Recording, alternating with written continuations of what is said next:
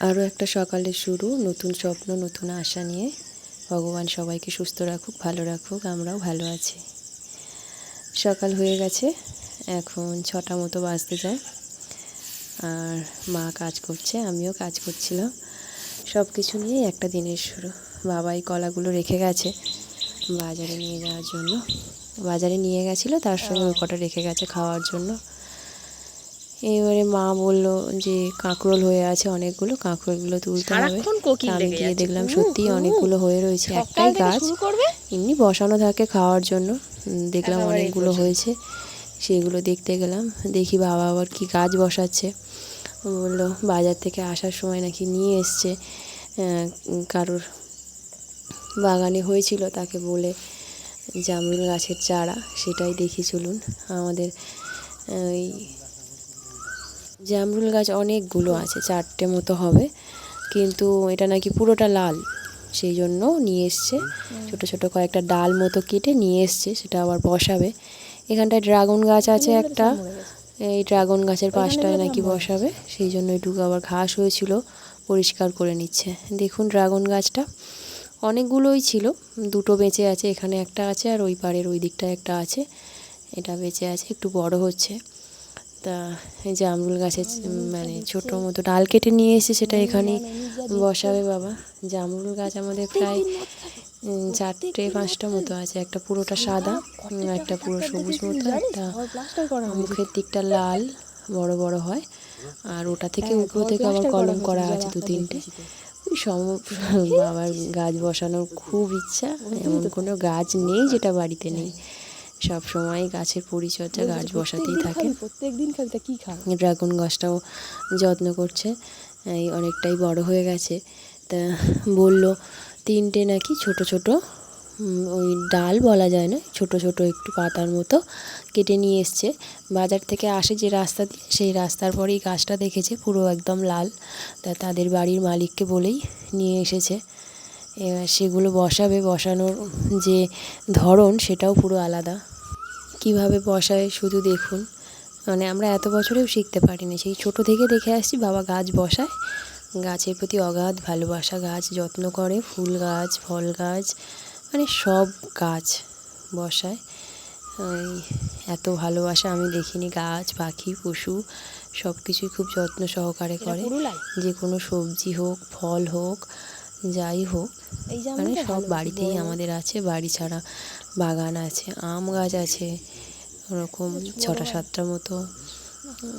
জামরুল, পেয়ারা গাছ তো আছেই, বাগানেও আছে, বাড়িতে আছে, সব রকমই। জাম গাছটা বড় হয়েছিল বলে কেটে দিয়েছে, আবার বসাবে। মানে একটা বসায়, একটা যদি অসুবিধা হয়, মানে জাম গাছ তো এমনি পড়ে যায়, সেই জন্য ওটাকে কেটে দিয়েছিল। এই জন্য জামরুল গাছ ভর্তি হয়ে যাচ্ছে। আবার একটা জামরুল গাছ আবার যেটা মনে হবে যে অন্যের বাড়ির দিকে চলে যাচ্ছে, সেটাই করে আবার নতুন বসাবে। প্রত্যেকটা ডাল কিন্তু একটু বাঁকাভাবে বসায়, কারণ বাবা বলছে যদি এরকমভাবে না বসানো যায় তাহলে নাকি শিকড় ছাড়বে না। সেই জন্য ওরকমভাবেই বসানো হয়। 3টে এনেছে, বলছে যদি একটাও বাঁচে তাহলেই হবে। 3টেই বসিয়ে রাখছে। জল দিতে হয়, পরিশ্রম করতে হয় যে কোনো ভালো কিছু মানে আশা করার জন্য, বা সেখান থেকে যদি ভালো রেজাল্ট আশা করেন সেখানে অনবরত পরিশ্রম করে যেতে হয়। আমাদের শীতকালে যে ডালিয়া ফুল ফোটে আমাদের এলাকায়, প্রত্যেকটি মানুষ বলেন দেখে যে সত্যিই অসাধারণ। তার জন্য অগাধ পরিশ্রম থাকে, পরিচর্যা, ভালোবাসা তো থাকতেই হয়। এতগুলো গাছ বসানো, সেগুলো পরিচর্যা করা, সবজি ফল, আমরা তো সময় পাই না, করাও হয় না। আমার টিউশন থাকে, স্কুল যেতে হয়। স্কুল মানে আমি স্কুলে পড়াই সেই হিসাবে। আর মা বাড়িতে থাকে, অতটাও করে না। যা দায়িত্ব বাবাই সব করে।